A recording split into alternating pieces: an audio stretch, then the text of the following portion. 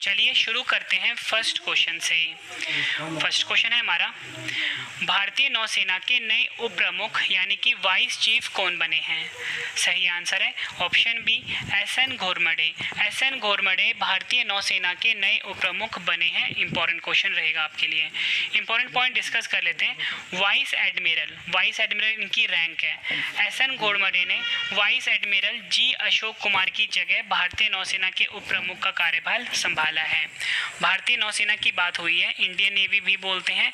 मुख्यालय है नई दिल्ली में। नौसेना दिवस हर साल 4 दिसंबर को मनाया जाता है और प्रेजेंट में नौसेना अध्यक्ष हैं एडमिरल करमबीर सिंह। ये आपने याद रखना है। अगला क्वेश्चन, संयुक्त राष्ट्र महासभा यानी कि UNGA के 76वें सत्र की अध्यक्षता कौन करेंगे? सही आंसर है ऑप्शन सी अब्दुल्ला शाहिद। अब्दुल्ला शाहिद जो है ये संयुक्त राष्ट्र महासभा यानी कि UNGA के 76वें सत्र की अध्यक्षता करेंगे। ये क्वेश्चन भी एग्जाम के लिए काफ़ी इंपॉर्टेंट है। संयुक्त राष्ट्र महासभा के 76वें सत्र के लिए मालदीव के विदेश मंत्री अब्दुल्ला शाहिद को अध्यक्ष चुना गया है। फ्रेंड्स ये लाइन ना आपके लिए काफ़ी इंपॉर्टेंट है। आपको ये याद रखना है कि ये जो अब्दुल्ला शाहिद हैं ये मालदीव के विदेश मंत्री हैं। एग्जाम में आपसे क्वेश्चन ऐसे भी पूछ लेंगे किस देश के विदेश मंत्री को संयुक्त राष्ट्र महासभा के 76वें सत्र की अध्यक्षता प्रदान की गई है, तो आपका आंसर होगा मालदीव के विदेश मंत्री अब्दुल्ला शाहिद। यह पहली बार होगा जब मालदीव संयुक्त राष्ट्र महासभा के अध्यक्ष के पद पर आसीन होगा। बात यहाँ पे संयुक्त राष्ट्र की हुई है, यूनाइटेड नेशंस भी बोलते हैं, UN शॉर्ट में बोला जाता है। 24 अक्टूबर 1945 को स्थापना हुई थी। मुख्यालय है USA में। सदस्य देश हैं 193 और अध्यक्ष हैं एंटोनियो गुटेरस। ये आपने याद रखना है। अगला क्वेश्चन कर लेते हैं, 2022 में डिफेंस एक्सपो का आयोजन कहाँ किया जाएगा? सही आंसर है ऑप्शन ए गांधीनगर। गुजरात की राजधानी है गांधीनगर। यहाँ पर 2022 का डिफेंस एक्सपो आयोजित किया जाएगा। और आपको ये पता होना चाहिए कि जो डिफेंस एक्सपो होता है ये हर 2 साल के अंतराल पर आयोजित किया जाता है। तो आपको ये भी पता होना चाहिए कि 2022 से पहले 2020 में हुआ था। ठीक है, तो 2020 वाला हुआ था डिफेंस एक्सपो उत्तर प्रदेश के लखनऊ में। ये भी आपने याद रखना है। अगला क्वेश्चन मोस्ट इंपॉर्टेंट है, भारत के नए लेखा महानियंत्रक यानी कि CGA कौन बने हैं? सही आंसर है इसका ऑप्शन ए दीपक दास। दीपक दास भारत के नए लेखा महानियंत्रक यानी कि CGA बने हैं। CGA का फुल फॉर्म होता है कंट्रोलर जनरल ऑफ अकाउंट्स और हिंदी में बोलते हैं लेखा महानियंत्रक। आपको फ्रेंड्स ये भी पता होना चाहिए कि जो दीपक दास हैं ये भारत के 25वें लेखा महानियंत्रक यानी कि CGA बने हैं और इन्होंने सोमा राय बर्मन की जगह ली है। फ्रेंड्स आपके लिए ना एक गुड न्यूज़ है कि अगर आपने डेली करंट अफेयर पढ़ना है तो उसके लिए हमारा अलग से चैनल है जिसका नाम है करंट अफेयर्स बाय रवि। यहाँ पे लिख देता हूँ, करंट अफेयर्स महिला खिलाड़ी बन गई है जिन्होंने ओलंपिक में 2 बार मेडल जीता है। ठीक है, कांस्य पदक के मुकाबले में PV सिंधु ने चीन के बिंग जाओ को 21-13, 21-15 से हराया। एग्जाम में ये भी पूछ लेंगे कि कौन सा पदक जीता है, कांस्य पदक जीता है। किनको हराया है? चीन के बिंग जाओ को। ये भी आपने याद रखना है।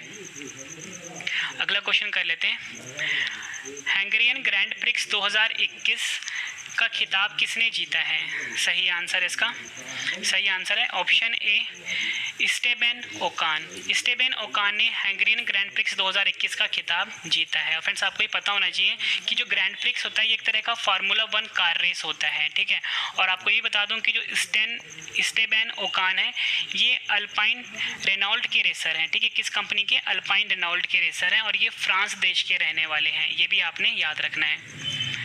अगला क्वेश्चन कर लेते हैं, हाल ही में कुथिरन सुरंग चर्चा में है, यह सुरंग किस राज्य में है? तो सही आंसर है इसका सही आंसर है ऑप्शन बी केरल। केरल में कुथिरन सुरंग स्थित है। ये आपने याद रखना है। केंद्रीय सड़क परिवहन और राजमार्ग मंत्री नितिन गडकरी ने केरल में एक 1.6 किलोमीटर लंबे कुथिरन सुरंग के एक छोर को खोलने के निर्देश दिए हैं और ये राज्य की पहली सड़क सुरंग है और इससे केरल के तमिलनाडु एवं कर्नाटक से जोड़ने में काफ़ी सुधार होगा। अगला क्वेश्चन करते हैं, किन 2 देशों की नौसेना के बीच कॉर्पेट संयुक्त सैन्य अभ्यास आयोजित हुआ है? सही आंसर है option D Bharat Indonesia. Bharat Indonesia 2 देशों के बीच नौसेना सैन्य अभ्यास जिसका नाम है कॉर्पेट ये आयोजित हुआ है। सबसे पहले हम कॉर्पेट का फुल फॉर्म जान लेते हैं।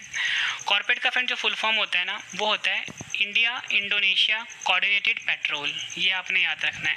संस्करण है 36वां, एग्जाम में संस्करण भी पूछ लेते हैं कि जो कॉर्पेट संयुक्त सैन्य अभ्यास भारत और इंडोनेशिया के बीच आयोजित हुआ, इसका संस्करण कौन सा था? 2021 में 36वां था। कहाँ पर आयोजित किया गया? हिंद महासागर में आयोजित किया गया है, ठीक है। भारत और इंडोनेशिया के बीच कॉर्पेट का 36वां संस्करण 30 और 31 जुलाई 2021 को हिंद महासागर क्षेत्र में आयोजित किया गया है। अगला क्वेश्चन, इसे भी आप मोस्ट इंपॉर्टेंट मार्क कर लीजिए। महाराष्ट्र भूषण पुरस्कार 2021 से किसे सम्मानित किया गया है? सही आंसर इसका ऑप्शन ए आशा भोसले को। आशा भोसले को महाराष्ट्र भूषण पुरस्कार 2021 से सम्मानित किया गया है। सबसे पहले फ्रेंड्स मैं आपको बता दूं कि जो आशा भोसले हैं ये गायिका है और भारत सरकार ने इन्हें 2000 में यानी कि सन 2000 में दादा साहेब फाल्के पुरस्कार और 2008 में पद्म विभूषण से सम्मानित किया है। ये भी आपने याद रखना है। अगला क्वेश्चन, भारतीय बिल भुगतान प्रणाली की नई मुख्य कार्यकारी अधिकारी यानी सीईओ कौन बनी है? तो सही आंसर इसका ऑप्शन सी नुपुर चतुर्वेदी। नुपुर चतुर्वेदी जो है ये भारतीय बिल भुगतान प्रणाली की नई सीईओ बनी है। इंपॉर्टेंट पॉइंट डिस्कस कर लेते हैं। भारतीय बिल भुगतान प्रणाली ने पेयू और एयरटेल पेमेंट्स बैंक के पूर्व कार्यकारी नुपुर चतुर्वेदी को अपना नया मुख्य कार्यकारी अधिकारी यानी कि सीईओ नियुक्त किया है। नेक्स्ट क्वेश्चन, ट्रांसजेंडर के लिए आरक्षण प्रदान करने वाला देश का पहला राज्य कौन सा बना है? सही आंसर है ऑप्शन डी कर्नाटक। कर्नाटक जो है ये ट्रांसजेंडर के लिए आरक्षण प्रदान करने वाला देश का पहला राज्य बना है, ये आपने याद रखना है। कर्नाटक सभी सेवाओं में ट्रांसजेंडर समुदायों के लिए 1% आरक्षण प्रदान करने वाला देश का पहला राज्य बना है। कितने प्रतिशत? 1%, ये भी आपने याद रखना है। सरकार ने इस संबंध में उच्च न्यायालय को एक रिपोर्ट सौंपी है जिसमें बताया गया है कि कर्नाटक सिविल सेवा यानी कि सामान्य भर्ती नियम 1977 में संशोधन के बाद एक अधिसूचना पहले ही जारी की जा चुकी है। बात फ्रेंड्स यहाँ पे कर्नाटक की हुई है, ठीक है। तो मैं आपको कर्नाटक के बारे में कुछ इंपॉर्टेंट पॉइंट बता देता हूँ। कर्नाटक की राजधानी बेंगलुरु है। मुख्यमंत्री हैं बसवराज बोम्मई, गवर्नर हैं थावर चंद गहलोत, मुख्य न्यायाधीश हैं अभय श्रीनिवास ओक्का, ये आपने याद रखना है। अगला क्वेश्चन, विश्व रेंजर दिवस कब मनाया गया है? सही आंसर इसका ऑप्शन ए 31 जुलाई को।